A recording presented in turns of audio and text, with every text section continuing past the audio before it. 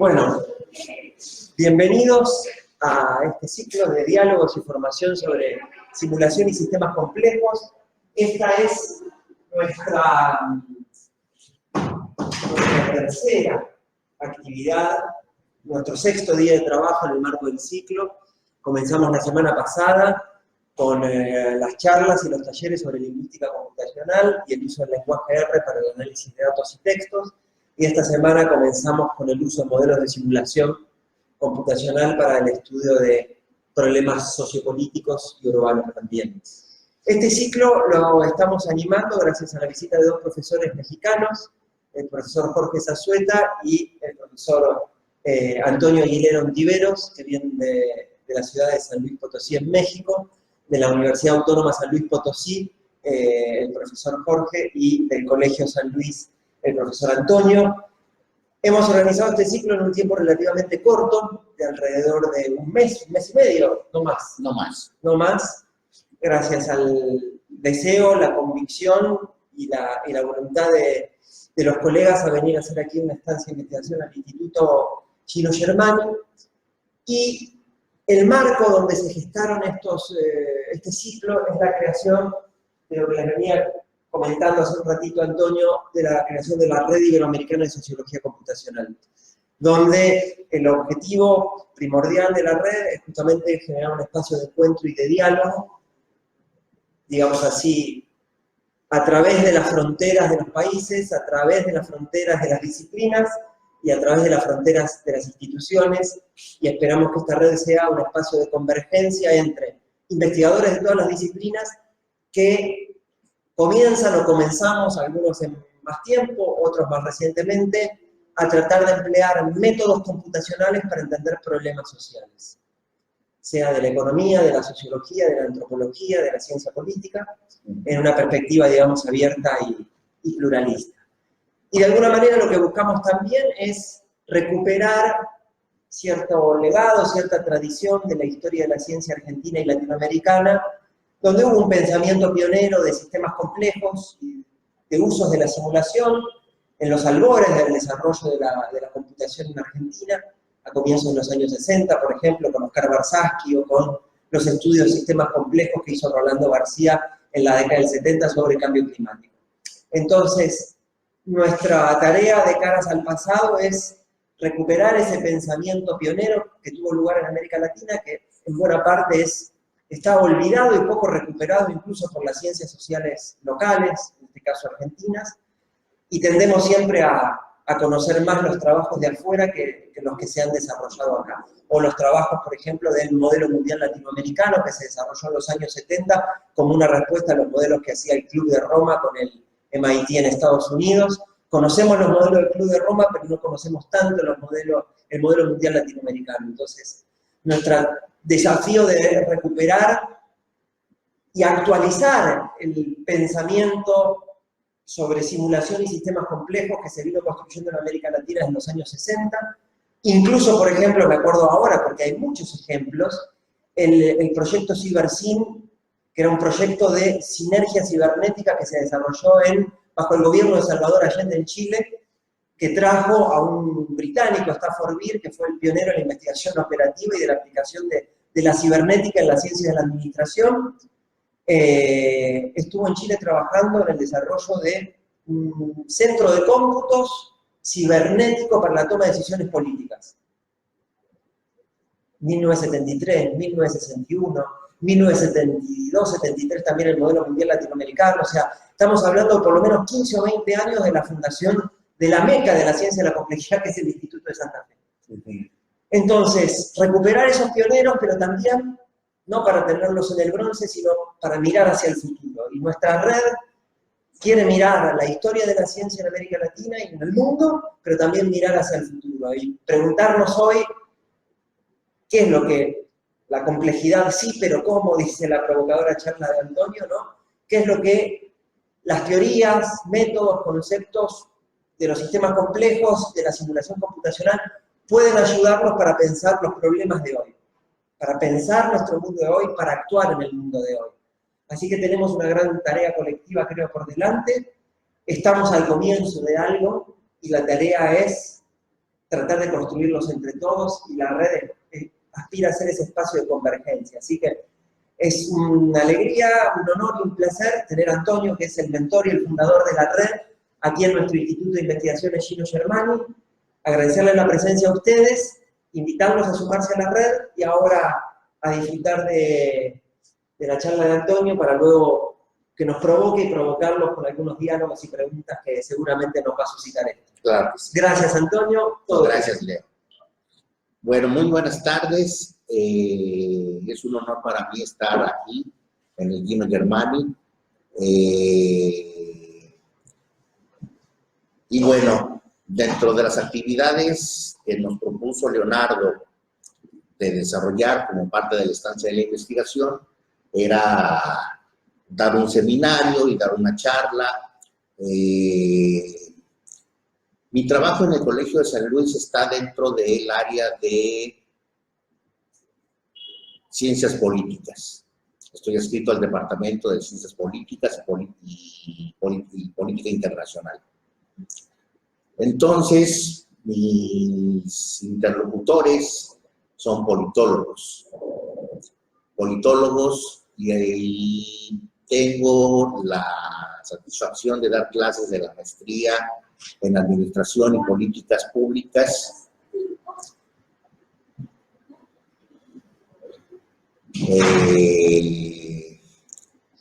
La cual comenzó en el año 97 y después hubo una reforma de la maestría y la convertimos para que diera pie a la ciencia política en asuntos políticos y políticas públicas.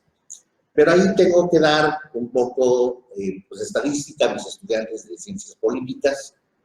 Y siempre me he preguntado, ¿les podré dar yo algo de complejidad, algo de modelado, algo de simulación? Como una materia complementaria, ¿no? Y decirles, bueno, como que sí, pero como para qué, ¿no? Como que cómo aterrizaría, por ejemplo, un modelo de Swann en la ciencia política. O sea, ¿qué tanto me estaría diciendo realmente de la conformación, de la construcción de la opinión pública? Que sería una de las preguntas que surgirían de manera natural por parte del estudiante. Entonces, cuando me planteó Leonardo el que diera yo una plática, una charla, me planteé, bueno, sí, estamos hablando de complejidad, pero hablar de complejidad es hablar de muchas cosas y al mismo tiempo de nada. En algunos casos se usa de forma muy metafórica, en algunos casos lo usamos de manera excesivamente técnica, y cada quien dice esta es la complejidad. Y como dice Leonardo, no se trata de decir quién tiene la verdad. Se trata de realmente de ver para qué nos sirven precisamente estas categorías cognitivas que estamos generando discursivamente, y tanto discursivamente como modélicamente, para poder decir algo de la realidad. Entonces, la charla de hoy me atreví a titularla Complejidad sí, pero ¿cómo? Y es una discusión sobre el uso de la teoría de la complejidad en el estudio de las políticas públicas. Y les voy a dar un ejemplo de cómo el pensamiento complejo y categorías concretas de objetos que sabemos que tienen complejidad inherente pueden servir para reflexionar e interaccionar con problemas reales de la política pública, como el desarrollo endógeno. ¿Cómo hago yo el desarrollo endógeno? Va a ser una de las cuestiones interesantes aquí. A ver, vamos a ver qué pasa, ¿por qué no te mueves? Ahí va. Bueno, vamos a comenzar primero por la pregunta, ¿por qué pensar la complejidad? Bueno, varios autores nos dicen que estamos ante un cambio de paradigma en las ciencias sociales en general, pero en las ciencias sociales en particular. Yo quisiera creer que esto es cierto. pero realmente hay más bien una confluencia de paradigmas, donde el paradigma de los sistemas complejos y las ciencias de la complejidad y el pensamiento complejo, que sabemos que son categorías distintas, confluyen junto con otros paradigmas que ya están.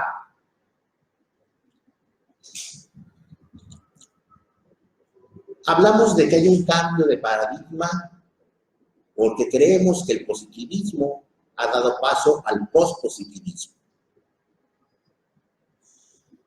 Y creemos que esto es cierto porque ha surgido el racionalismo crítico de Popper,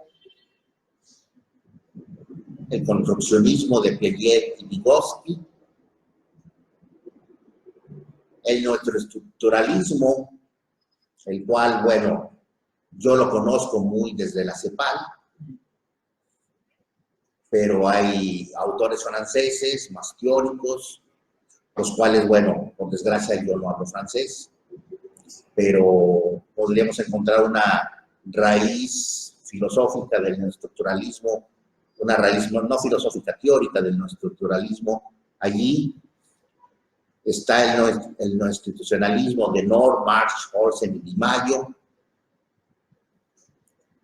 Y todo esto nos da paso a que podamos comenzar a romper ciertas barreras cognitivas, ciertas barreras epistemológicas, para poder pasar a lo que vendría siendo la complejidad como un paradigma de pensamiento del mundo real. El mundo real y el mundo humano, ¿no? O sea, el mundo, tanto el mundo natural como el mundo de los humanos, el mundo de las acciones, de los discursos.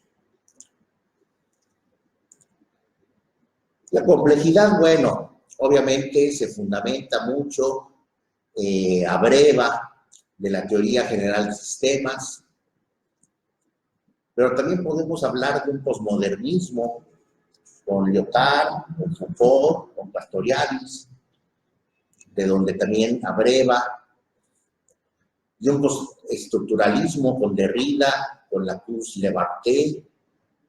Mi francés es muy malo, si lo pronuncio mal, perdónenme. Y un deconstructivismo con Derrida. Claro, el deconstructivismo, pues obviamente, para algunos es más una corriente arquitectónica, pero pues, esta corriente también es una corriente de pensamiento interesante. Y bueno, de aquí pensamos la complejidad. ¿Por qué pensamos en la complejidad? Bueno, porque pues, precisamente estamos cambiando de paradigma. Pero estamos cambiando de muchos paradigmas simultáneos que se van dando, que tienen ya cierta historia, tienen ciertos teóricos, a veces algunos muy reputados, a veces algunos muy desmerecedores de reputación, pero al final de cuentas, a veces incomprendidos, nos genera a nosotros un sistema de pensamiento el cual nos invita, de cierta manera, a decir, vamos a creer en la complejidad. Claro está, para los que somos de las áreas naturales, por de formación soy físico teórico, después me formaron en teoría general de sistemas y después me volvieron a deformar en matemático. Pues para nosotros los sistemas existen, no lo dudamos. Y los sistemas complejos existen, tampoco lo dudamos. Y es bueno que alguien lo dude, porque para nosotros esas son categorías, de cierta manera, que las tomamos como axiomáticas, y esa es, digamos, una limitante que tiene, por ejemplo, el formado en ciencias exactas, gracias, formado en ciencias exactas, el que no nos permiten ir más allá de lo que ya está ciertamente construido, ¿no? Pero nos dan un gran bagaje, o sea, nos dan una cajota de herramientas para poder jugar con el mundo, ¿no? Eso es lo que nos dan. Pero no nos permiten, y eso es lo que yo me agradezco con esta bendita Altino Germani, el pensar qué voy a hacer con mis juguetes, cómo están formados mis juguetes, por qué son así mis juguetes. En la mañana lo que les presenté fueron juguetes computacionales, juguetes matemáticos. Hoy quiero reflexionar sobre ellos. Ahorita, en este momento, quiero reflexionar sobre ellos. Entonces, bueno, las características de un sistema complejo ya las veíamos en la mañana. Los sistemas complejos se caracterizan porque tienen varios niveles en su estructura. Sus componentes son autónomos. Surgen nuevas propiedades en el actuar o en el devenir de los sistemas complejos. Hay lo que le llamamos autoorganización. Son adaptativos. Tienen memoria. Son dinámicos y no lineales. Y por último, son no deterministas. Pero cada una de estas propiedades en sí misma invita a la reflexión. Cada una de estas propiedades invita a discutir realmente qué significa la no linealidad. Para alguien de ciencias exactas, está clarísimo. O sea, eso es algo per se. No lineal, no eres una línea recta. Que eres cualquier otra cosa, cualquier otra función, pero no una línea recta.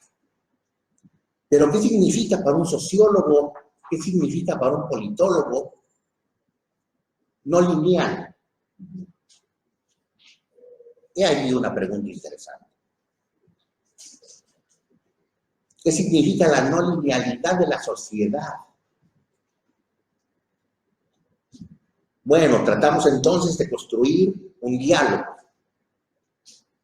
Tratamos de construir un diálogo en vez de decir, no, es que entonces la sociedad se comporta como una parábola. ¿Y quién te dijo que se comporta como una parábola? ¿Y por qué tiene que ser un comportamiento de una función siquiera que conozcamos? Igual es una función que nadie se ha atrevido a plantear. Una función sumamente extraña con forma de un Snoopy. Bueno, con las ecuaciones de Lorentz se pueden hacer Snoopies. Con las transformadas de Fourier. Perdón. Con las transformadas de Fourier se pueden hacer Snoopies. Y llega uno y la plantea y dibuja el Snoopy en el osciloscopio. Entonces, ¿quién dice que no es un Snoopy? Bueno, obviamente ahí ya no es ahí es no lineal. Pero explicar, comprender, esto requiere cierta humildad. Requiere cierta humildad por parte del teórico de la complejidad. Representa diálogo, precisamente con los que están pensando estas categorías.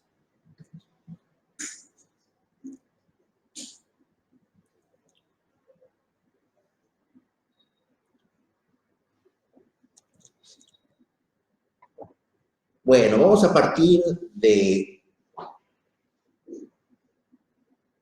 que no podemos saber realmente qué es un sistema complejo por ahorita, lo vamos a dejar así como en stand-by. Y vamos a partir de qué son las políticas públicas, como si esto fuera aún más fácil, ¿no? Bueno, para algunos son la solución que da el Estado a cuestiones socialmente problematizadas, donde, siguiendo a Oslak y O'Donnell, el cual lo cita Colella, un colega de aquí de Argentina, dice que ninguna sociedad posee la capacidad ni los recursos para atender de forma absoluta la lista de necesidades y demandas de sus integrantes. O sea, es abrumadora las necesidades que tienen los integrantes de una sociedad. Y dice, solo algunas de estas cuestiones llegan a ser problematizadas en el sentido de que ciertas clases, ahí debe decir facciones, no fracciones, o fracciones de clase, organizaciones o grupos, e incluso individuos estratégicamente situados en el tejido político o sociopolítico, pueden y deben hacer algo con respecto a esta situación de promover su incorporación a la agenda de lo que llamamos problemas socialmente vigentes. Entonces a esto le llamamos cuestiones social o asuntos socialmente problematizados. Y entonces partimos de esta idea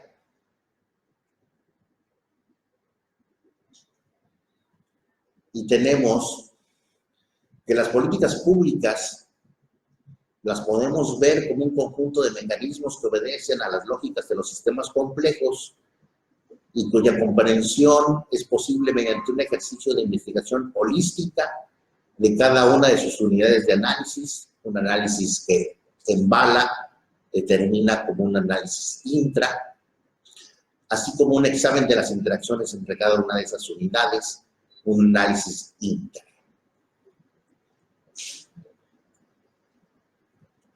Partiendo de estas ideas, nos preguntamos, bueno, pero a mí Aguilar Villanueva vino y me trajo a Laswell.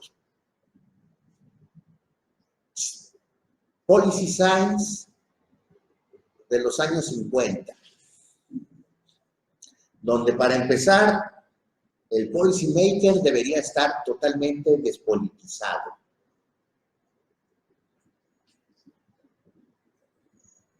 Entonces, leí a Simon, donde también Simon me dice, no, o sea, el tomador de decisiones está racionalmente constreñido. Hay una racionalidad limitada. No es el homus economicus que plantea la teoría económica, sino que más bien es el hombre administrador, el cual tiene memoria limitada, capacidad de cómputo limitado y capacidad de acceso a la información limitada. Y con eso tiene que formar pseudo-óptimos. Y entonces, yo me pregunto, ¿y dónde queda el ciclo? El ciclo que me plantean teóricos como Laswell, que todavía hoy en Parsons, en un librito de texto sobre Policy Science, nos habla del ciclo. Claro, él ya le dice a él el modelo del libro de texto. ¿Dónde queda? ¿Lo desechamos?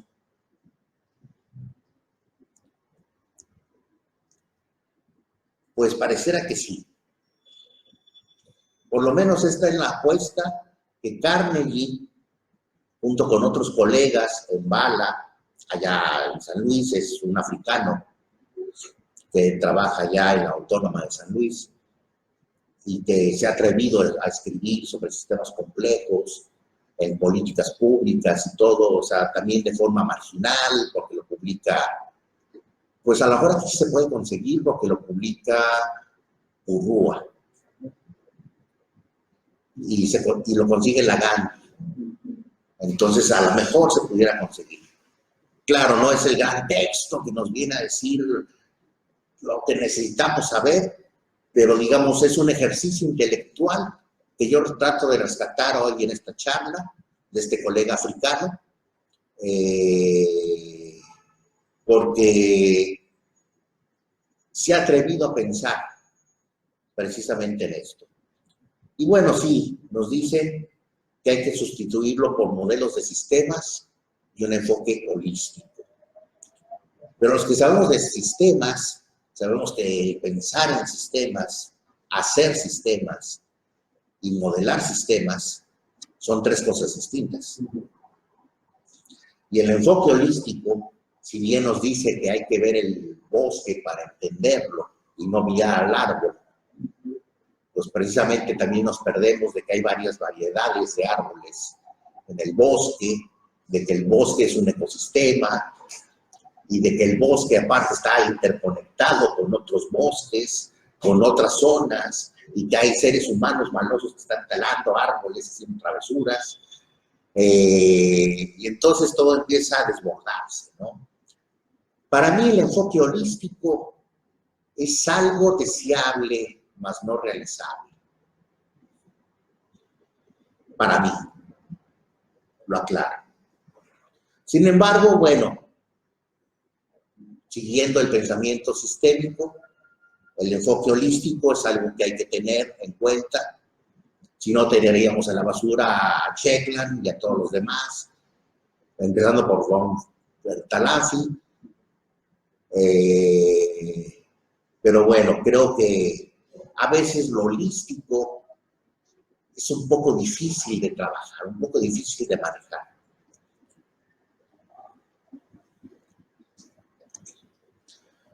En Bala también nos dice la razón de ser de las políticas públicas, tal como lo planteamos anteriormente, es ser soluciones a problemas públicos.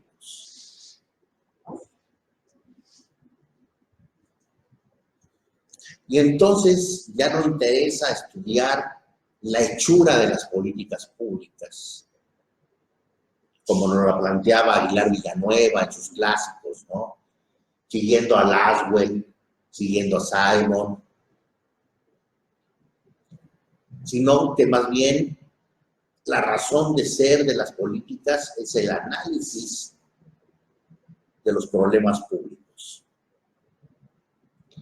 y de cómo estos son resueltos por las entidades gubernamentales en interacción continua con la sociedad.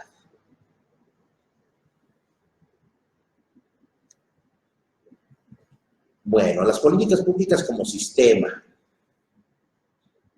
Aquí partimos de las necesidades sociales.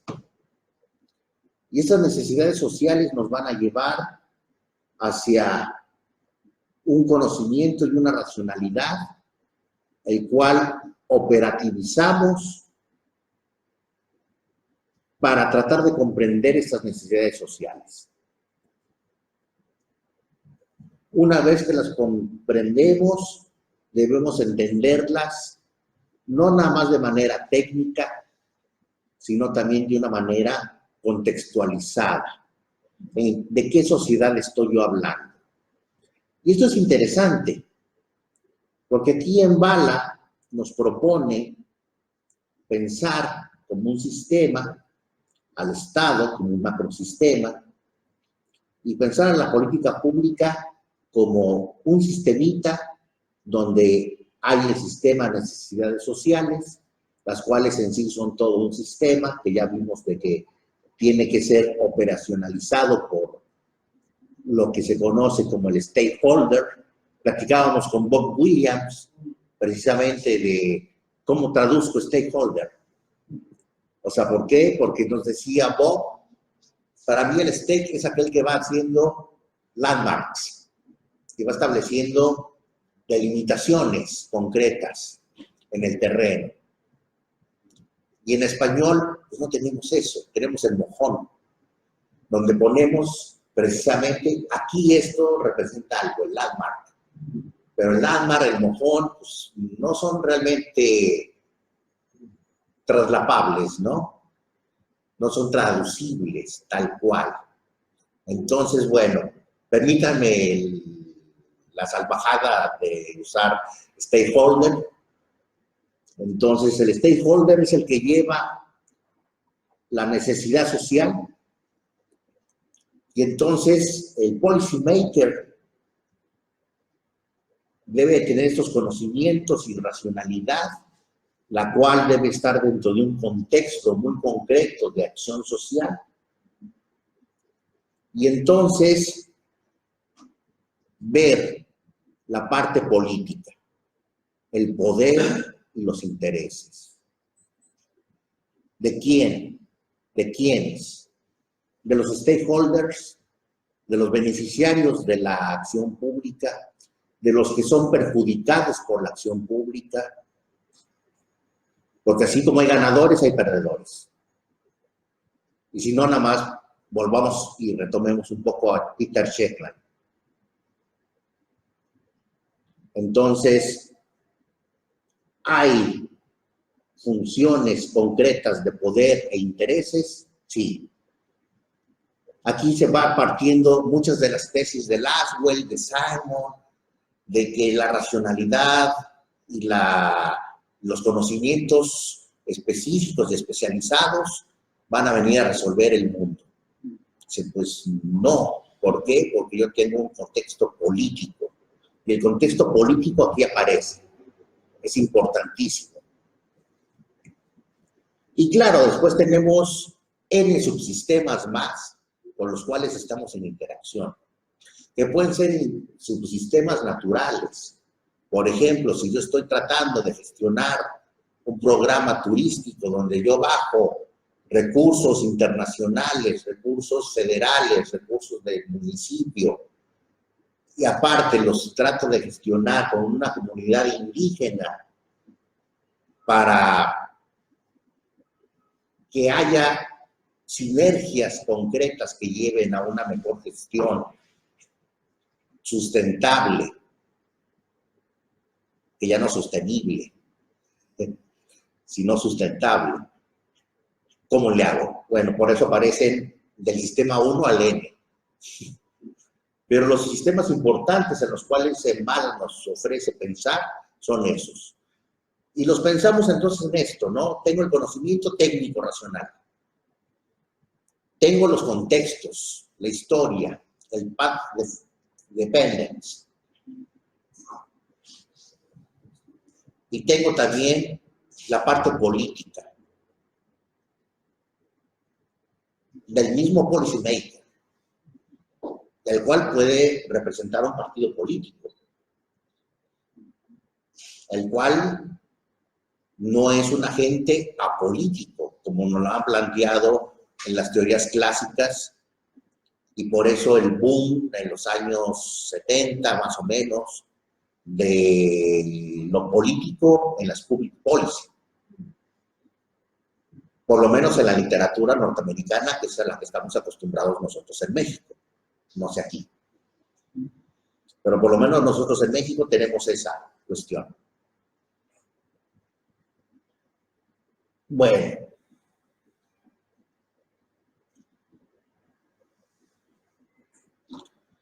La estructura de las políticas públicas. Ya entendimos que las políticas públicas en sí son un subsistema del subsistema Estado. Pero como sistema complejo, también está hecho en capas. No es plano, a pesar de que, bueno, por necesidades de esto, lo planteé como un circulito y todo, más bien es multicapas, ¿no? Y ahí se va dando toda esta relación. Pues aquí tenemos que los subsistemas de necesidades alimentan al gobierno, el cual toma decisiones sobre un subsistema de problemas públicos, el cual lleva acciones, las cuales se plantean soluciones, las cuales otra vez retoma el gobierno. Pero todo esto bajo una racionalidad compleja.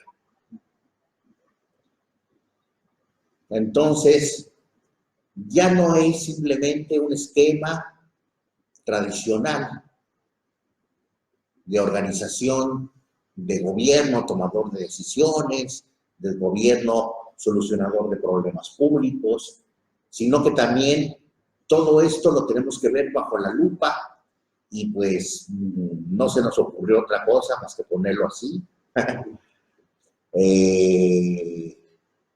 La lupa de la racionalidad compleja. Entonces, cada uno de estos estadios de la estructura son en sí un sistema complejo por sí mismo. Claro está, nosotros lo vamos a tratar de sintetizar para poder trabajar con él.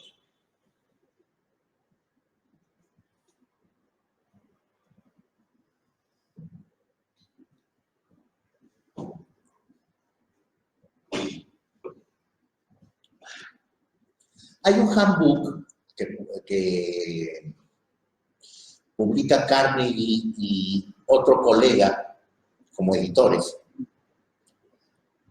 donde platica sobre precisamente Complexity Theory and Public Policy. Ya Leonardo me dio a otro colega que también trabaja eso, queda como tarea pendiente leerlo, pero en este handbook es muy interesante. Se lo di a leer a la doctora Ábrica y me dice, es puro rollo y no viene nada de ecuaciones.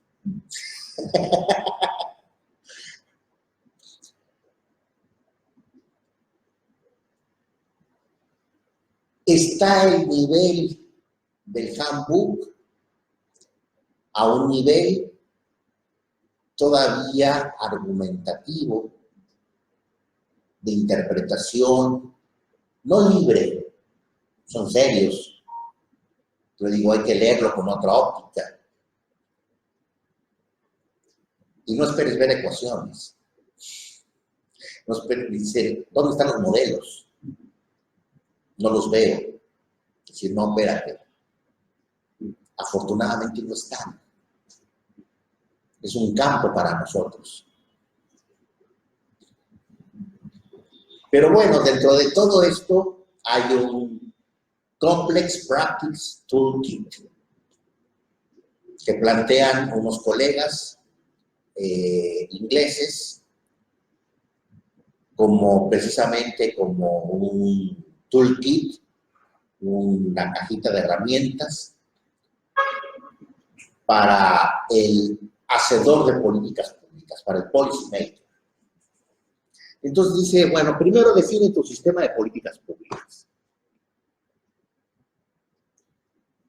Comencemos con eso. Define tu sistema.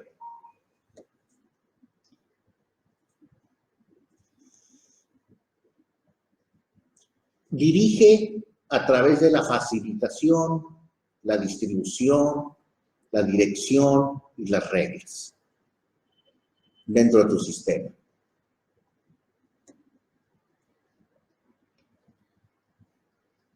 Lo interesante, renuncia a la ilusión de predicción y control. Esto es sumamente interesante y sumamente provocador. Para un hacedor de políticas públicas, renunciar a la dirección y el control, la predicción, el control, o sea, yo lo que quiero es direccionar a la sociedad para que se resuelva el problema de la favela fulana de tal, está aquí, ¿y cómo le hago? Dice, no, es un sistema complejo. Entonces, lo que hagas, como el gato de Schrödinger, ¿no? O sea, si abres la tapita, o encuentras vivo al gato, o ya se murió. Pero no te atrevas a abrir la tapita. ¿Por qué? Porque vivimos bajo esa incertidumbre. Alenta la autoorganización. O sea, ya para alguien que está haciendo políticas públicas, son recetas de cocina demasiado cuánticas, ¿no? Ya son esta cocina con hidrógeno líquido y cosas de ese estilo. Ya no es la ollita que llevas el hervor y entonces le echas las papas. No, es ya vente aquí y empieza a pensar en la autoorganización. ¿Y qué es la autoorganización? Se va a lograr. Bueno, ten una visión realista del comportamiento humano. No es lo que te imaginas. Es decir, hay una heurística y hay reglas generales de comportamiento. O sea, si todos tomamos agua, de rato vamos a tener que ir al baño. Es una regla general, salvo que tengamos problemas en los riñones. Pero también observa a tus humanos en interacción. Compréndelos. Vuelve a la etnografía. Ahí la etnografía empieza a ser relevante, importante. La observación del otro.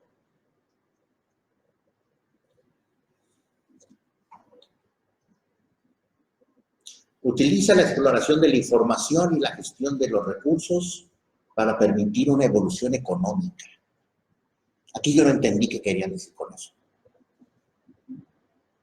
Por más que los releí, pues no. Están demasiado evolucionados. Pero desarrolla una cartera de experimentos de política. Experimentos. Es decir, vuélcate hacia los modelos y empieza a experimentar. Empieza a crear prospectiva. Ve más allá de la proyectiva. ¿Qué es lo que pasa si yo intervengo en tal sistema o dejo de intervenir en el sistema? Que también es una decisión de política pública. Por lo menos eso se salva, ¿no? La no intervención es también una decisión. Y utiliza el empirismo, los datos y la evaluación. Y hacer más de lo que funciona y menos de lo que no funciona. Claro está, aquí también hay un valor ético, hay un valor de qué es lo que funciona, qué es lo que no funciona. Depende de lo que yo quiero llegar. Y bueno, son Price y colegas en este libro, les digo, de Handbook of Public Policy and Complex Systems.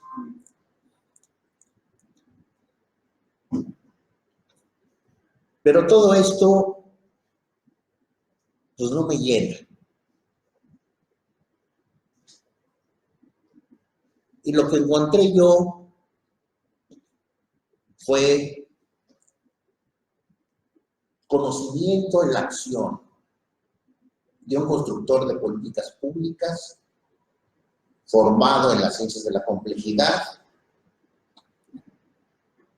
que se plantea, yo como politólogo, pues me sé todo este rollo del desarrollo endógeno, he leído a varios autores que dicen que es un problema complejo y que me dicen de que es una emergencia, el desarrollo del sistema socioeconómico, pero no me lo demuestran, me lo dicen.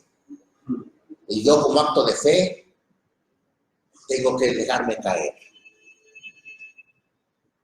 Dice, no, yo estoy estudiando en el C3 de la UNAM y tengo un grupo de físicos que me están diciendo, hay redes complejas.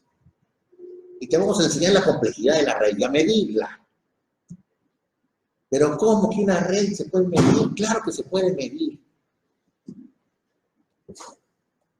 Y tenemos físicos y matemáticos y biólogos que están trabajando con redes complejas y con sistemas de Kaufman, de lógica booleana.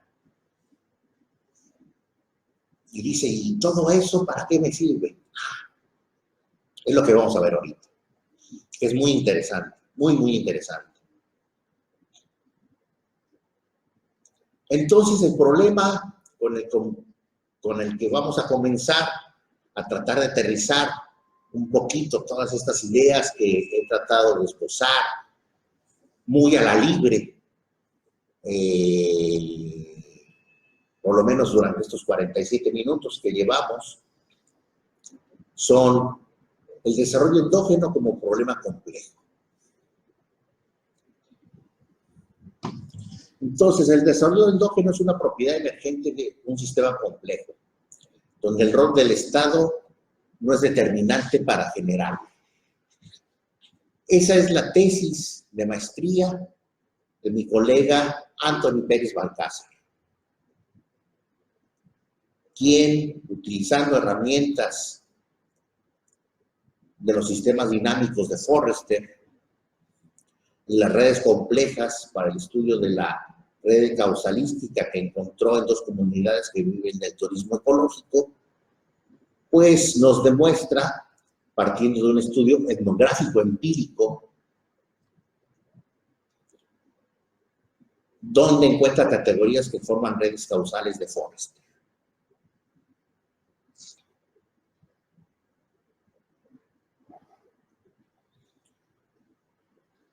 Las redes de Forrester, pues no son otra cosa más que, o las redes causalísticas, porque las redes de Forrester son aún más complejas, los sistemas dinámicos de Forrester, pues son esto, ¿no?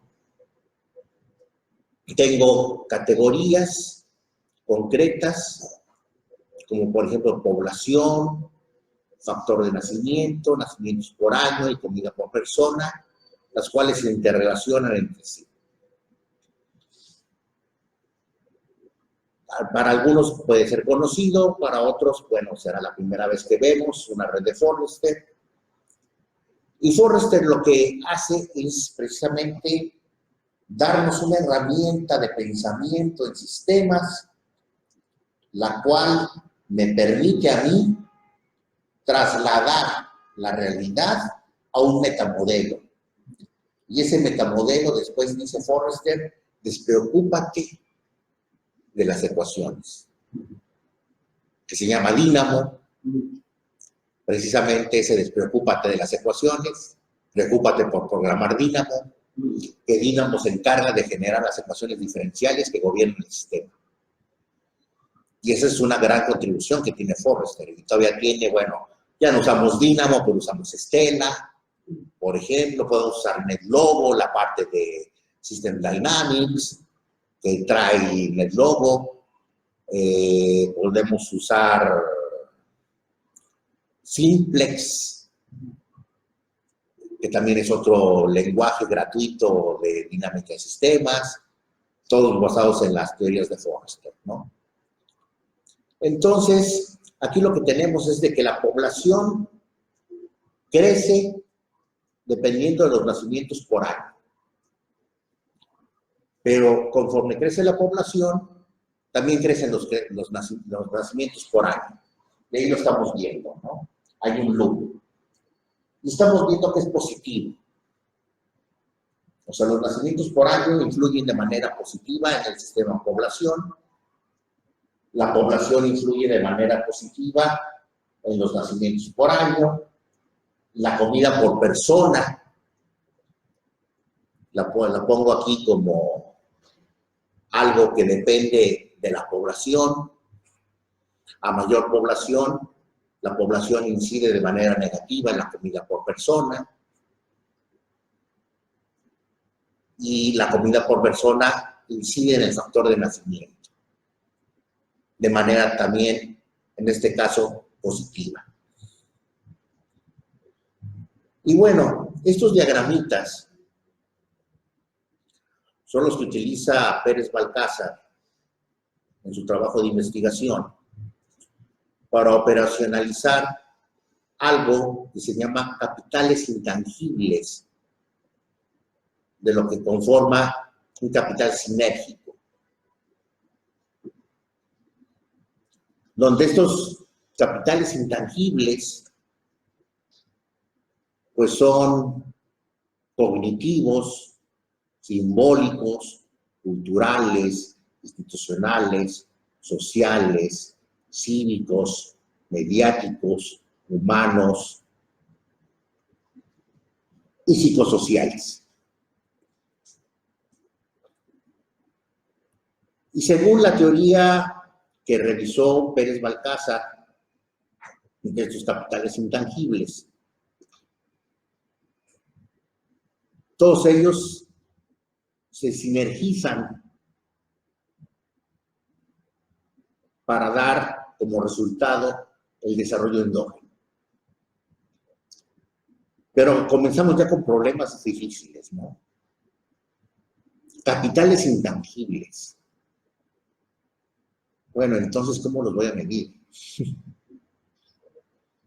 Si son intangibles, ¿son susceptibles de medición? Bueno, pues la respuesta fue sí. No son tan intangibles, que era una de las cosas que le decían sus profesores físicos.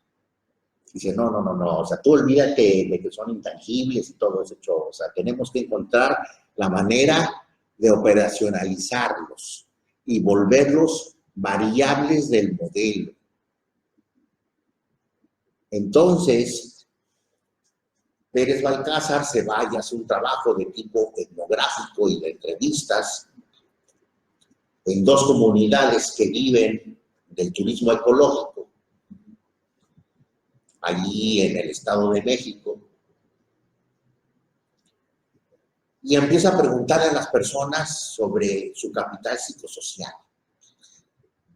No voy a entrar en detalles, porque eso va a ser, espero que el próximo material de un libro, pero lo interesante aquí es de que operacionaliza a través de instrumentos de medición estandarizados estos capitales intangibles y a través de las redes de Forrester, causalísticas como las que vimos, saca una red compleja que se ve así. Y no nada más es compleja porque se ve, sino que le mide la complejidad porque ya tiene una red.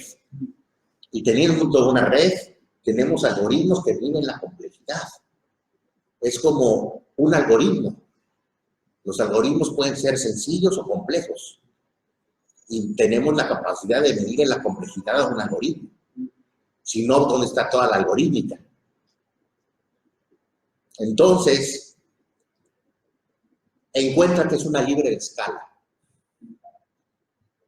SAS. Teoría de las redes complejas. Las libres de escala son redes complejas. No toda red compleja es libre de escala, pero sí una libre de escala es una red compleja con todas las de la ley dentro de una teoría dura. Entonces, encuentra que la red compleja de capitales intangibles resulta ser bastante tangible y bastante interesante cómo sintetiza una teoría argumentativa y la lleva entonces al campo, toma mediciones y logra construir un sistema complejo con esto. De aquí surgen los aglomeramientos y encuentra entonces propiedades interesantes. Encuentra que para empezar, varias de sus categorías empiezan a haber traslapes. Entonces el capital sociocultural de los que están acá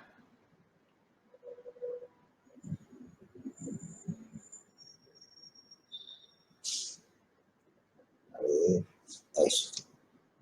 Su capital psicosocial empieza a traslaparse con el capital institucional. Y entonces se encuentra que hay aglomeraciones o lo que él le llama multicapitales. Entonces va más allá de la teoría que plantea este teórico chileno, no recuerdo ahorita el nombre, ahí sí me disculparán, y no lo noté.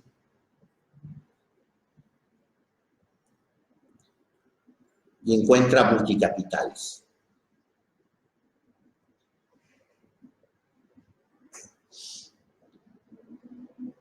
No, todavía no queremos llegar a gracias por su atención. Ya es aquí lo interesante. Después de esto, empiezan a simular después. Dice, yo ya tengo multicapitales. Yo ya encontré que no son capitales por sí solos en sí, sino que hay traslapes entre ellos. Y entonces, dice, paso al siguiente paso, el cual es, voy a simular la red. Digo, ¿pero cómo vas a simular la red? Sí, la voy a tomar como un sistema de Kaufman. ¿Qué significa eso? Bueno, meternos en redes booleanas, meternos en disparadores y ver dinámicas en las redes booleanas, las cuales obviamente en este caso son bastante complejas, o sea, no es una redecita. Kaufman pone una red muy simple de 3 estados y pues la evolución es un AND y él usando NetLogo formula, pero también comienza a modelar utilizando redes neuronales y empieza a entrenar a sus redes neuronales y le van dando los multicapitales. Esa parte todavía la estamos discutiendo de qué tan sólida es, pero pues le dan. O sea, al final de cuentas él entrena su red y le salen los multicapitales. Y en el sistema de Kaufman va aprendiendo y apagando y va viendo cómo, dadas las condiciones que son bien sencillas, los disparadores son las gates, son de tipo AND. Si me pongo muy técnico, díganme también, él ve cómo surge o se inhibe la emergencia del desarrollo endógeno. Y entonces encuentra que la institucionalización no es tan relevante, que es más relevante el capital simbólico que el capital social, ya como parte de las simulaciones. Pero tiene aparte su estudio que él hizo, no renuncia a él. Y entonces contrasta. Y entonces encuentra que es cierto que donde hay más capital simbólico, permite que la sociedad se organice de ciertas formas, donde no es tan importante lo que dice el gobierno, ni tan importante lo que dice la organización internacional que me baja recursos.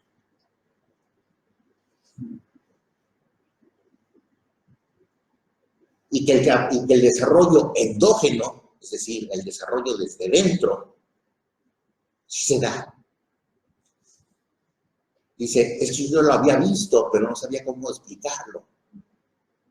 Dice, pero con mi modelo ya tengo una forma de explicar cómo todos estos multicapitales se van interconectando entre sí como un sistema complejo y entonces pasamos a este estadio de complejidad, sí, y ya les enseñé cómo. Bueno, pues yo cerraría con esto la charla, ya me eché 1 hora. según el cronómetro de aquí.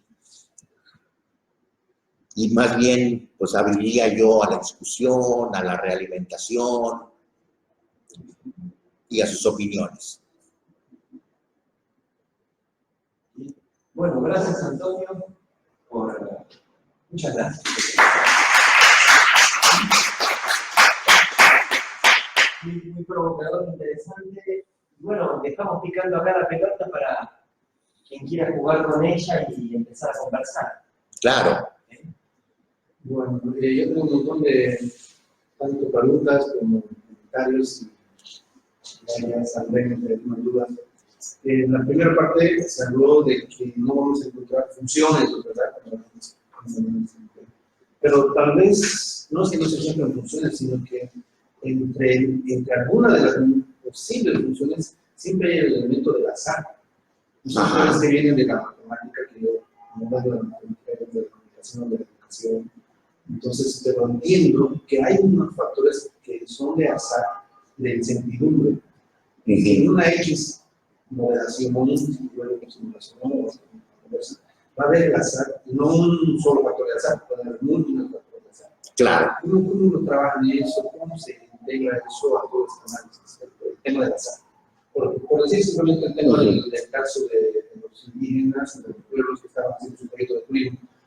Imaginemos agua del azar que es un año de lluvias y inunda todo. Entonces, ¿cómo se puede hacer todo ese trabajo incorporando el tema del azar? Bueno, el azar en sí puede estar o no en el sistema complejo. Cuando ponemos que el sistema complejo sea estocástico, así le llamamos nosotros, automáticamente este se convierte en azaroso. Sin embargo, tenemos capacidades de estudiar el sistema pues, a través de la estadística. Sabemos más o menos cómo se comporta bajo ciertas circunstancias.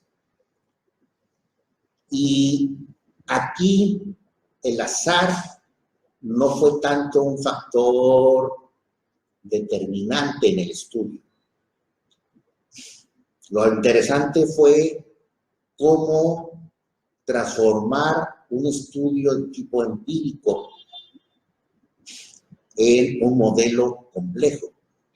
El modelo complejo que se planteó de las redes libres de escala ya en sí mismo ya tiene un factor de azar por la formación natural de la red libre de escala. Pero no se planteó como un determinante de que la red de libre de escala tenía que tener ciertas características, sino que ya se sabe precisamente por los que estudian las redes, Barabás y todos ellos, de que las libres de escala son sistemas complejos. Entonces, lo primero que se demuestra en el estudio de Pérez Balcázar, que a mí se me hace muy relevante, es de que lo que quiera llamarle el desarrollo endógeno, lo logra formar como una red libre de escala.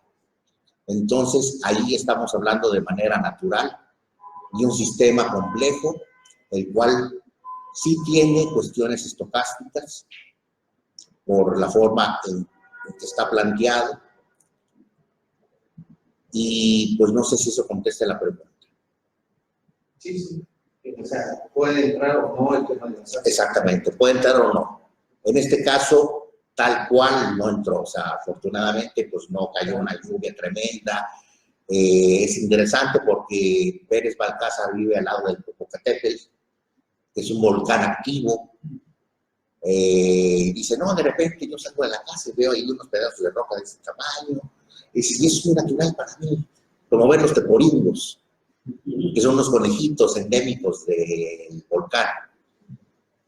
Entonces, pues las cuestiones del azar no se consideraron en el estudio, así tal cual. O sea, la incertidumbre no se tomó en consideración, a pesar de que sabemos de que el sistema complejo en sí es indeterminado.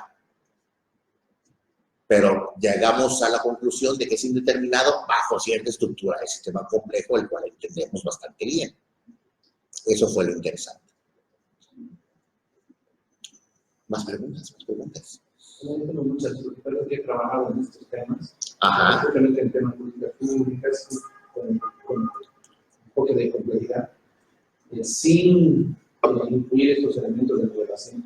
Y yo coincido con este tema de las redes y sistemas y subsistemas. Ajá. Y los niveles. Y los niveles, de lo claro. macro, que es el gobierno, luego puede ser institucional, lo micro, Ajá. comunidades. Y también, no sé si bajo el mismo término que estaba en el estudio, pero yo he enfocado en el tema de la disciplinaridad. Ajá. Entonces, esos elementos que estaban en un propio le llamaban los subsistemas, que eran también, pero al final, Ajá. los ciclos causales. Los ciclos causales. Esto yo lo tomé desde el punto de vista disciplinario. Yo hice una investigación en Bolivia a universidades indígenas. Ajá. Yo tomé una universidad indígena, que era algo novedoso y es novedoso. Pues tomé el tema educativo, pedagógico, curricular, el tema cultural, ancestral, el capital, simbólico, ¿no? Claro. Los temas institucionales, administrativos, curriculares, los temas medioambientales, igual fui construyendo. Y hay la inevitable, ¿no? Los saltos uno con el otro y no se puede hablar de un solo aspecto. Claro, no se puede hablar solo de lo pedagógico, curricular, ni de lo político, porque hay componentes políticos. Claro. Antropológico, epistemológico, porque uno de los temas que tomé era en los indígenas, los conocimientos ancestrales. Ajá. Y pues, si en algún momento llegara a hacer un estudio como este, pues yo sé que también todo va infusándose, y había que encontrar cuáles son los nodos, ¿no? Los nodos, más o menos, me interesa mucho que sentía una representación así como la que mostraron. Pero sí he trabajado en eso y hay como una tecnología que es distinta, pero entre disciplinas de epistemológico, pedagógico, biológico, inclusive, hasta que la conclusión, para no hablar de mucho de estudio, pero luego lo conversaremos, sí hay funciones del sistema que el colega le llama endógeno. Ahí funcionan, incluso descartando hipótesis previas que se tenían, porque al ser una universidad indígena, una de las hipótesis era que iba a surgir una autosegregación de los indígenas, ¿no? Es como decir una universidad para negros. Era una posible hipótesis, pero ya en el trabajo no hay esa oportunidad, entonces se eliminó uno de los factores posibles que iban a interferir en el sistema. Todo lo contrario, ¿no? Sí, es una dinámica muy atractiva. Hice un estudio, bueno, muy similar, geográfico, de cita, etc.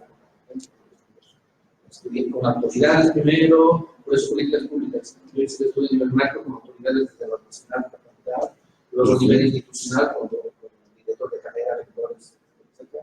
Y luego el micro con estudiantes y docentes. Entonces, fui recorriendo los niveles y, bueno, conclusiones de que sí funciona. Ahora, leí para más y las son decisiones políticas. Si la van a continuar o no. Claro. Pero es interesante porque sí me ayudó mucho.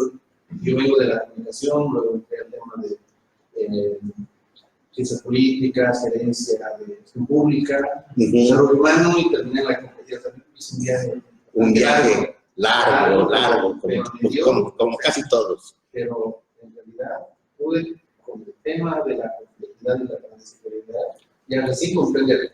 Claro. Comprender, sin llegar a un modelo, pero sí comprender que hay esa interacción y las emergencias. Las emergencias, claro. La auto-organización de Maturana, desarrollo de los internet. Es muy interesante y ojalá no se pueda seguir ese trabajo. Sí. No, algo que le quisiera comentar es de que el investigador que hizo esta investigación es un indígena. Es más agua. Claro. Es más agua. Entonces tiene la lógica. De la comunidad. O sea, para él el desarrollo endógeno pues era algo como que bastante chocante. Pero sin embargo, bueno, pagó los precios de la ciencia occidental. En el caso de los indígenas, nosotros no somos indígenas, lo estudiamos, pero ellos tienen su propio mecanismo interno que está funcionando. Ujú, está desarrollando. ujú. Y bueno, yo no hice esto bajo el paraguas, porque hace unos 8 o 10 años se puso muy, estaba muy en boga el tema de vivir bien. Ajá. El techo de vivir bien en Bolivia, la candidatura, todo era para vivir bien. Y ahora ya bajó desde la teoría hasta la práctica Ajá. bastante, pero yo lo hice en ese contexto.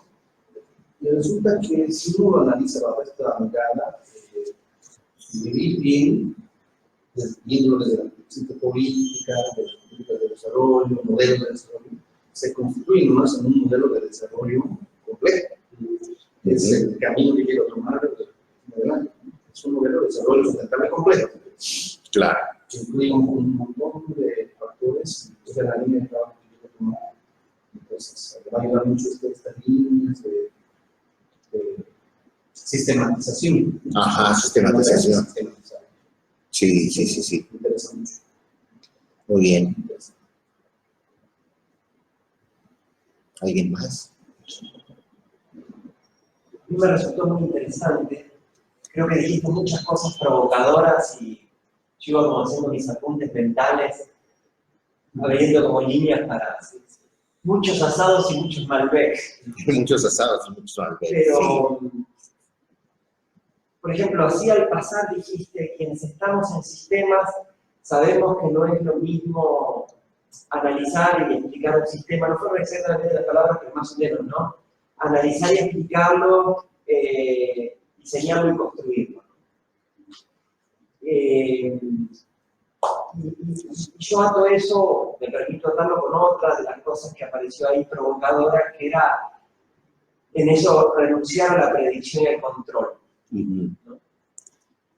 Y a mí me parece relevante, por lo menos, y si queremos otra tercera pincelada, cuando dijiste, bueno, estas son las características, pero tenemos que ver qué es lo que entendemos por ellas, ¿no? Y ahí aparecía, por ejemplo, la autoorganización, ¿no?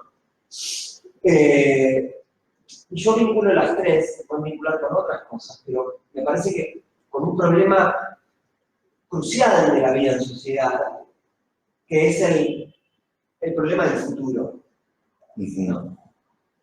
El problema de los futuros, digamos, humanos, de los futuros de las sociedades, de los futuros de la vida. Y un poco hoy lo charlábamos, creo, también en el café, ¿no? En donde el andamiaje epistémico de nuestra ciencia occidental, no solo moderna, sino podemos irnos incluso para atrás, tiene que ver mucho con esta idea de anticipar el futuro, pero con la lógica de la predicción y el control. Si predigo, controlo y puedo manipular el sistema. Exactamente, sí. Y mientras que pensaba estas cosas y te escuchaba hablar, leía, ¿no? Ahí el lema de nuestra comunidad editora, pensar el presente y construir el futuro, ¿no? Y yo creo que hay ideas de los sistemas complejos, por ejemplo, el propio Carlos Matus, un chileno en los años 70, pensando en la planificación y políticas públicas, él decía, el futuro no se descubre ni se predice, se imagina y se construye. Y yo creo que el gran problema, cuando lidiamos con sistemas humanos complejos, humanos no lo quiero reducir entrópicamente, sino humanos, naturales, vitales, sociales, esa complejidad, la relación entre lo cósmico, lo natural y lo humano, si ustedes quieren, tiene que ver con el problema de los futuros deseables. Deseables, así es. Y de los futuros posibles. Y de cómo incidimos en nuestras acciones y omisiones de la vida social en construir esos futuros, que no podemos predecir, porque volvemos, el sistema complejo no lo predecimos, tú lo decías, o podemos predecirlo en una escala muy corta de tiempo, el clima, pero no hay predicción en el largo plazo. No. Y donde tú también creo que lo dijiste al pasar, ¿no? Esto de, una cosa es describir la tendencia del sistema, pero cuando proyectamos la tendencia actual hacia el futuro, en los sistemas sociales, la economía falla. La economía falla en predecir porque extrapolamos tendencias. Y si vamos a crear futuros, tiene que ver con generar tendencias nuevas, ¿no? Y ahí entran también, creo yo, nuestras elecciones éticas, nuestros juicios de valor, como humanos, como seres humanos que vivimos, pensamos, deseamos y sufrimos en el mundo. Y yo pensaba, atado a todo esto, por ejemplo, cuando nos interpelaba sobre la emergencia, la no linealidad, la autoorganización, pensaba incluso, más allá de, digamos, el uso de herramientas formales para entender estos conceptos, siempre hay que darle un contenido teórico e incluso social, si vamos a pensar en sistemas sociales complejos. Y yo cada vez más tiendo a pensar, por ejemplo, la autoorganización, no digo que no la podemos simular, estoy totalmente de acuerdo con eso, pero que el problema de la autoorganización en la vida social tiene que ver fundamentalmente con un problema de actitudes, de subjetividad y de valores. No estamos preparados, no estamos educados socialmente para autoorganizarnos. Nuestras instituciones, nuestras esferas de la vida en comunidad, funciona el top-down todo el tiempo. Funciona el top-down, de arriba hacia abajo, funciona el ordenador que crea orden. El orden sin el ordenador. Cuando vemos en historias de la ciencia, no sé, los que fueron a estudiar las hormigas y buscaban a la hormiga reina, haciendo una proyección antrópica, no lo encontraron nunca porque el hormiguero se autoorganiza. Y entonces en esto que ahí sí yo encuentro este diálogo, ¿no?, con los saberes ancestrales, con la humanidad y la naturaleza, si en algún punto no se trata de hacer esto de la biomimesis, de imitar a la naturaleza, ¿no? De ser más como las hormigas y menos humanos. Eso es lo que llaman de la socionatura. La socionatura que debería ser algo más, o sea, porque somos nosotros, no somos otra cosa. Y volviendo a lo que comentaba del intento, del inicio de esto, de un modelo de desarrollo sustentable, completo, en una solución de calidad. Y tampoco es tan así que no predicamos, que no se pueda predecir. Sabemos que en 50 años nos vamos a ir todos a no sé dónde, por el tema climático, por el tema industrial, por el tema económico. Y no queremos saberlo. O sea, también es un factor también de desarrollo político. Y bueno, eso se mezcla con otros temas de macro, que sin mezclar, pero en complejidad, pero todo está interrelacionado, que son estas teorías de, por ejemplo, de crecimiento. Que si no bajamos el nivel, o sea, no podemos vivir todos como Europa y como Estados Unidos. Si no hay de crecimiento, no hay más que 50 años para una vida aceptable. Pero esto, es un trabajo con las comunidades indígenas, ya lo saben, o sea, para ellos es natural. Ellos viven en esa armonía que es normal. Ellos también están haciendo lo que la civilización no la hace.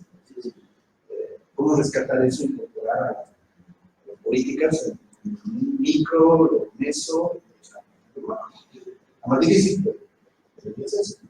Por lo menos presentarla como alternativa de desarrollo, porque, bueno, yo veo este curso de seminario de salud humana, también de salud humana sustentable, pero no termina de cuajar con todos los emergencias y todos los elementos que la complejidad sigue y aquí, tengo ciencia política, porque bueno, debería dar un poco de luces, ¿no? A mí me queda una duda que no logré entender, no lo profundizaste, ¿no? ¿Cómo pasó de los datos etnográficos a la construcción de la red? Utilizando los diagramas de Forest. O sea, él comienza su arduo andar como politólogo, estudiando desarrollo endógeno, como indígena, pero ya formado ya en toda esta escuela de políticas públicas y todo este tipo de cuestiones. Y pues la herramienta que le dan es la etnografía. O sea, dice, no tengo otra herramienta más que la etnografía. O sea, me voy a salir y voy a empezar a estudiarlos. Y entonces empieza él a encontrar, por ejemplo, cuestiones tan básicas como salir a barrer la calle.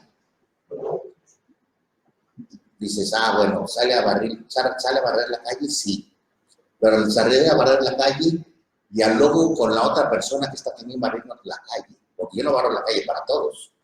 Yo barro mi espacio.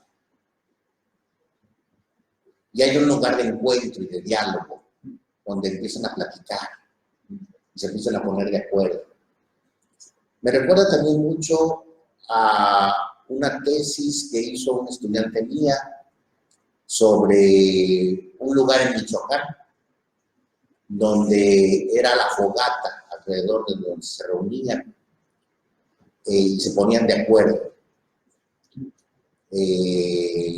La fogata era un lugar de importancia porque ellos decidieron de que ya estaban hartos del crimen organizado, de que el Estado no le respondía, agarraron sus armas y empezaron a matar criminales.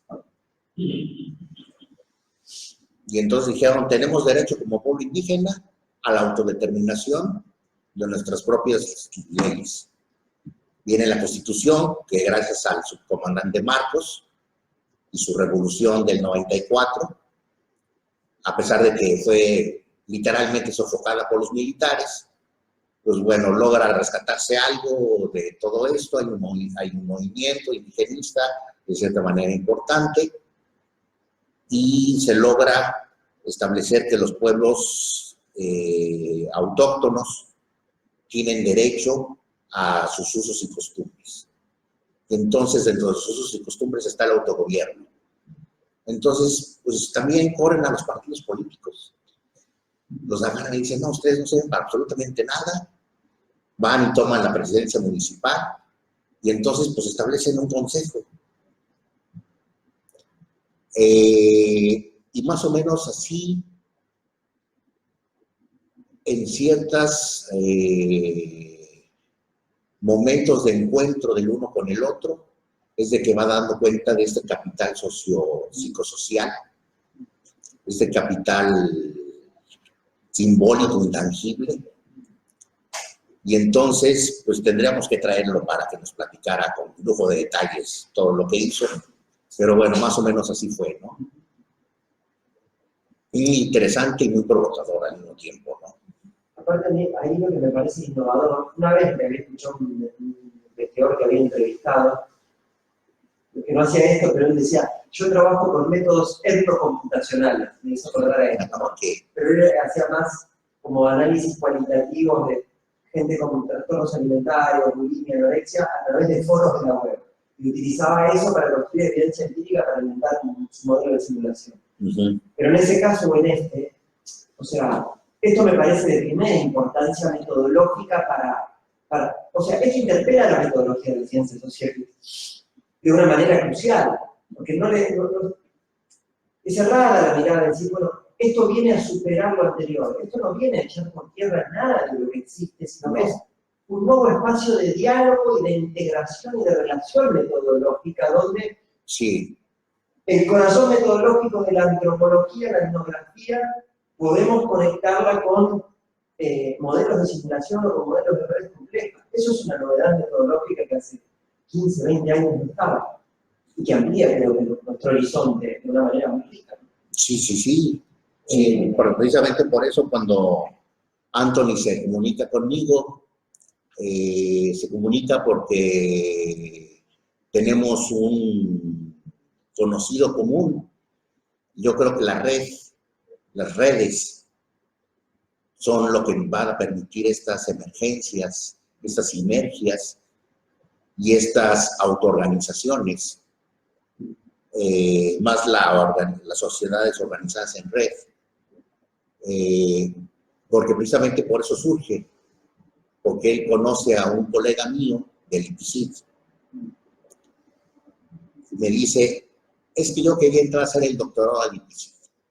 Y me dijeron, el Instituto Potosino de Ciencia y Tecnología. Y platiqué con el doctor Gonzalo. Y entonces el doctor Gonzalo me dijo, ¿sabes qué? Está fabuloso lo que haces, está muy bien lo que haces, yo lo comprendo, yo lo entiendo, pero aquí te van a hacer la vida imposible. ¿Por qué? Porque aquí son matemáticos. Dice, ya vengo con matemáticos, sí, pero vienes con matemáticos del centro de las complejidades. Estos son matemáticos ortodoxos. Para ellos la complejidad es una cosa que se vive.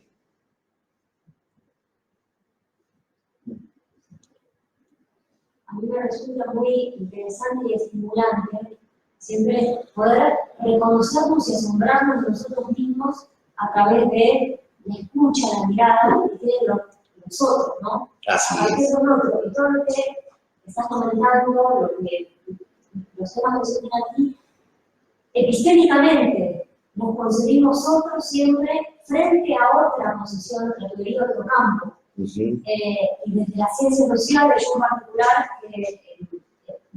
habito este campo de las ciencias sociales, me resulta curioso y paradójico que nos sorprendan estas cosas, porque debemos lidiar y trabajamos constantemente con problemas que son sistemas complejos.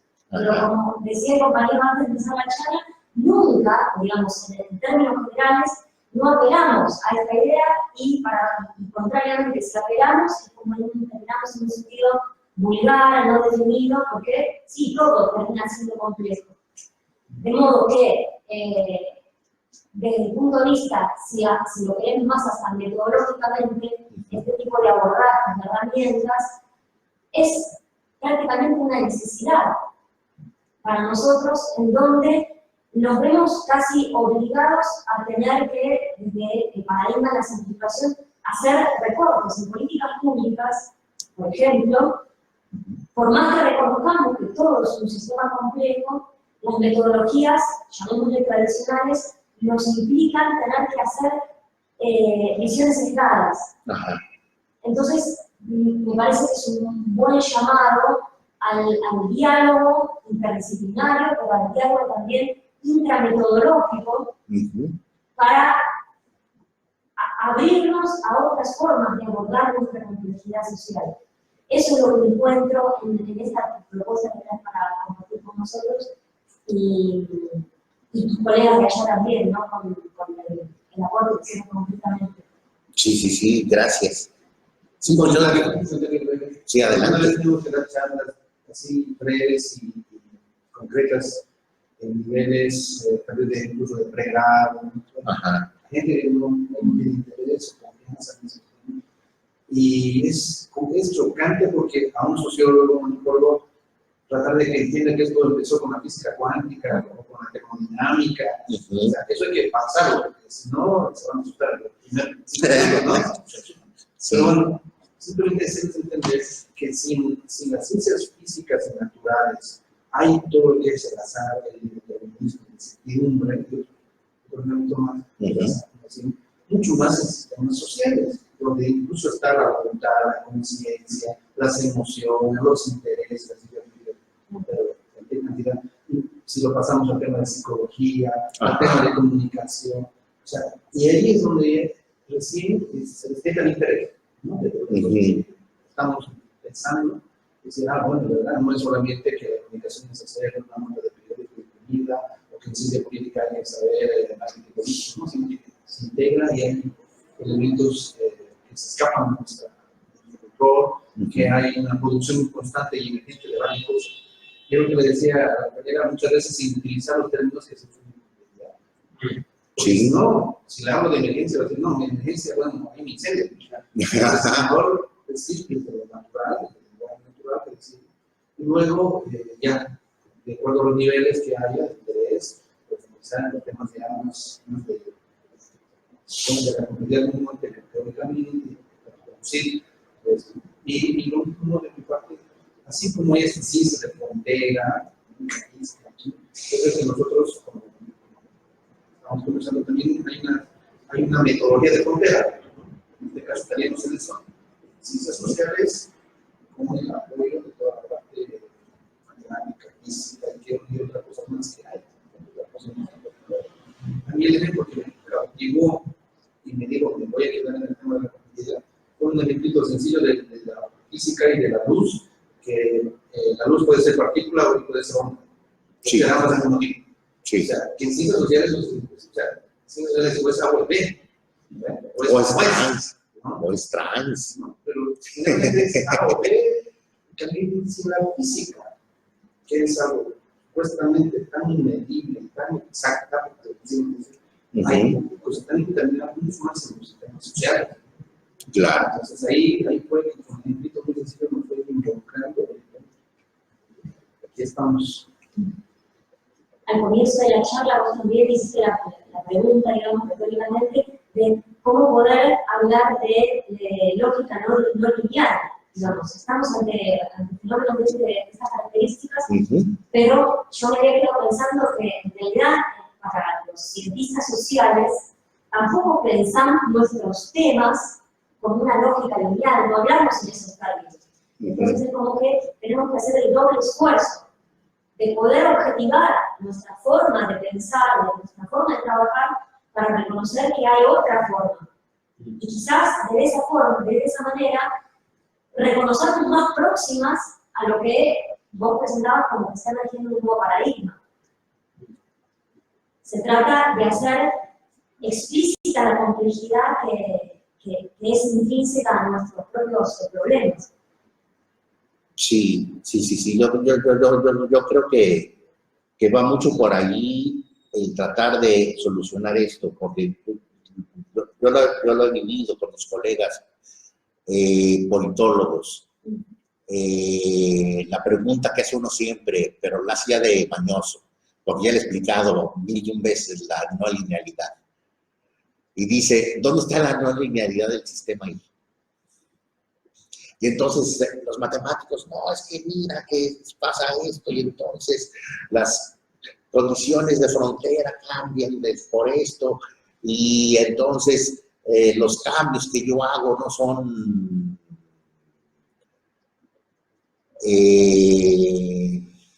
¿cuál es la palabra? Se me fue ahorita.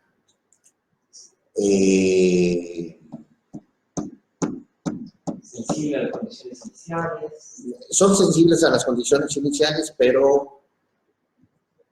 Ay, se me fue la palabra. Perdón. Son determinantes.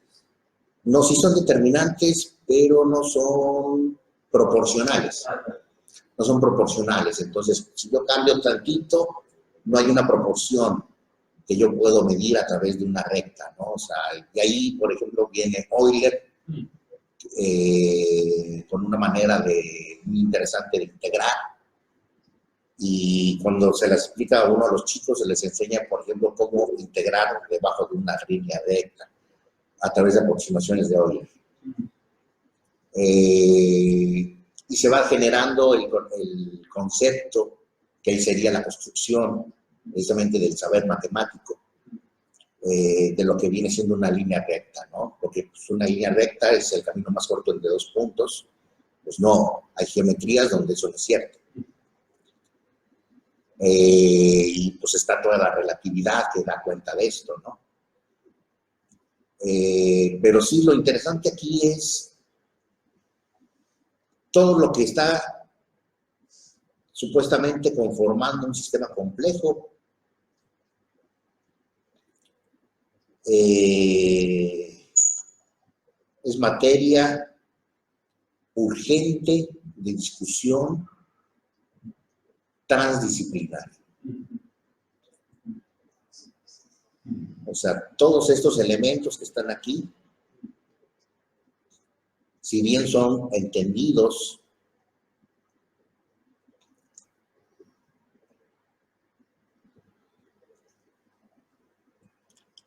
a veces, después de leer 15 páginas, a veces nada más viendo una curva,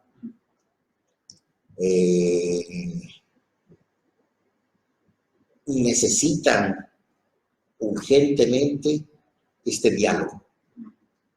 Si este diálogo no se da, yo creo que estamos haciendo las cosas mal. Porque venir y decir, bueno, las características de los sistemas complejos son pues es dogma de fe. O sea, tenemos que comprender en todas las disciplinas qué significa estructura de varios niveles, qué significa componentes autónomos. Y tenemos que construir este lenguaje común. Pero creo que esa es la ventaja, que la complejidad entonces nos da una lengua franca a través de la cual empezar a hablar. Bueno, ahí toca para mí otro tema crucial. Volvemos al tema del lenguaje y cuando lo fui a buscar Antonio al aeropuerto, una de las primeras cosas que hablábamos, o que yo le planteaba, que a mí me preocupaban, y esto me hizo acordar de eso, era, o sea, el proceso de modelización de un sistema complejo como un proceso de creación de sucesivos modelos, incluso en distintos lenguajes, donde quizás lleguemos al modelo formal de un autómata celular, un modelo basado en la gente, o de una red de formalismos para entender la estructura multinivel. Pero no podemos eliminar nunca el lenguaje natural. Sí, no. Porque si para entender ese sistema complejo vamos a necesitar del geógrafo, del físico, del matemático, del sociólogo, del médico, del antropólogo y de los actores sociales que forman parte de ese problema, nunca vamos a poder dejar de hacer esto, de conversar, de tratar de entendernos en el lenguaje natural que hablamos todos los días. Y eso a mí me parece absolutamente crucial. Pensar, reflexionar, y sí tiene que ver con un estilo de pensamiento complejo. Pensar como pensamos, pensar como hablamos, pensar cómo nos relacionamos con el otro, cómo construimos los vínculos de relación con el otro. Tú lo decías recién, no sé qué estabas diciendo, generaron alrededor del fogón espacio para conversar. Yo me pregunto sinceramente, en la universidad nuestra, ¿qué espacios genuinos tenemos para conversar? Yo veo la universidad como la universidad que yo vivo. No quiero decir que no hablemos, pero hablar no es conversar. Abundan muchos discursos académicos, pero suelen ser más monólogos que diálogos. ¿Cuándo hacemos nuestros fogones epistemológicos? Para poner en duda todo lo que creemos y empezar de vuelta. Y las dogmas de fe, dijimos, o sea, ¿hasta qué punto nuestra academia no se vuelve el lugar principal de creación de un dogma?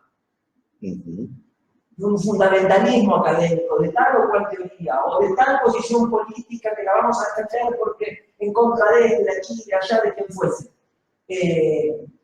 Y si esto en algún punto no nos lleva a ponernos en cuestión a nosotros mismos, a poner en cuestión nuestra propia estructura mental, nuestro propio modo de relacionarnos con el otro.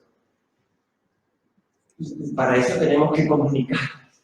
Tenemos que hablar. Y esto que tú dices, que me hace pensar ahora en este problema de la comunicación del lenguaje, yo creo que fue el problema crucial del positivismo lógico. El problema que definió el positivismo lógico, que lo estudiamos siempre de una manera caricatural y bastante burda, era la unidad de la ciencia. Y para lograr la unidad de la ciencia, decían ellos, tenemos que lograr la unidad de las leyes. Y para lograr la unidad de las leyes, tenemos que encontrar la unidad del lenguaje. El problema era el del lenguaje. Creyeron que el lenguaje, que la lógica matemática era el lenguaje universal, a priori, dado para esa unidad del lenguaje, de las leyes y de la ciencia. Lo curioso de los positivistas lógicos que yo rescato es que en definitiva era un humanismo científico. Porque ellos decían, queremos la unidad de la ciencia para una acción transformadora del mundo. Eso era el positivismo lógico. Queremos la unidad de la ciencia para actuar mejor en el mundo. Cuando leemos el manifiesto del Círculo de Viena en 1929, 4 años antes que asuma Hitler, ellos estaban, Otto Neurath era un marxista, y estaba planteando estos problemas de la ciencia para transformar la realidad.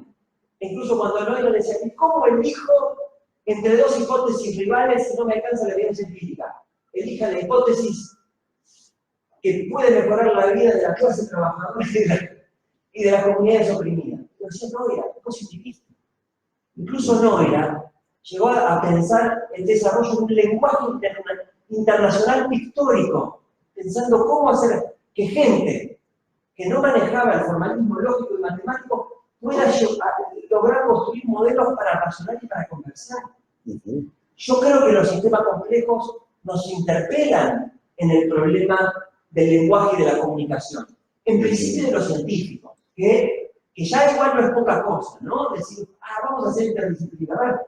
¿Cuánta gente de este instituto está acá? Ninguno. Ninguno de este instituto vino acá. Es increíble. Pero, bueno, conversar ya que un físico se siente con humildad hablar del sociólogo, yo creo que esto a mí me emociona, Antonio. Yo te lo agradezco, porque ¿no? Dentro de Hay una jerarquía de disciplinas también. El médico lo mira de arriba al enfermero. Porque la enfermería es una disciplina, no es una disciplina menor. Es el brazo práctico de la medicina. Pero el que está cuidando al moribundo durante toda la noche no es el médico, es el enfermero. Y tú lo comenzaste diciendo. Los sistemas complejos necesitan de humildad. Si nos acercamos a la complejidad con la petulancia y la soberbia académica de quien cree detentar las luces de la razón, no vamos a entender ninguna complejidad. No vamos a entender ninguna complejidad. Pero poner a las disciplinas de conversar, sin duda, es necesario, no es suficiente, después tendremos a las comunidades y todo eso. Pero tenemos ahí el problema crucial del lenguaje. Mi impresión, ¿no? Mi impresión, no sé, es algo que estoy explorando, lo dejo ahí picando para conversar también. Es que si los positivistas lógicos creían que ese lenguaje universal estaba manufacturado de antemano, la lógica y la matemática que la tenemos ahí. Mi impresión es que cuando vamos a atacar un problema complejo real y entenderlo como sistema complejo, ese lenguaje no está dado. Tenemos herramientas conceptuales para pensarlo, pero lo tenemos que construir entre todos los que estamos en el barro y lo que queremos entender es negociar sentidos y conversar. Es decir, tiempo. En general lo que no tenemos es tiempo. Pero conversar para entendernos, yo creo que es la clave, ¿no? Y aclarar esos sentidos, esos conceptos. Y quizás lleguemos, ojalá lleguemos al modelo de redes complejas, de autómatas celulares, de los problemas de la vida social que nos interesan, pero no es evidente, ¿no? No, no es evidente. Bueno, pues yo creo que más bien lo interesante es esto, ¿no? O sea, partimos de la idea de que lo complejo es relevante. Yo me pregunto si después de esta charla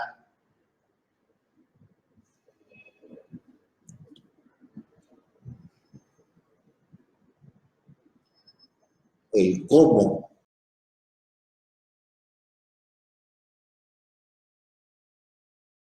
yo creo que no. Pero al contrario de ser una respuesta negativa, yo más bien la considero como positiva. Porque precisamente da pie a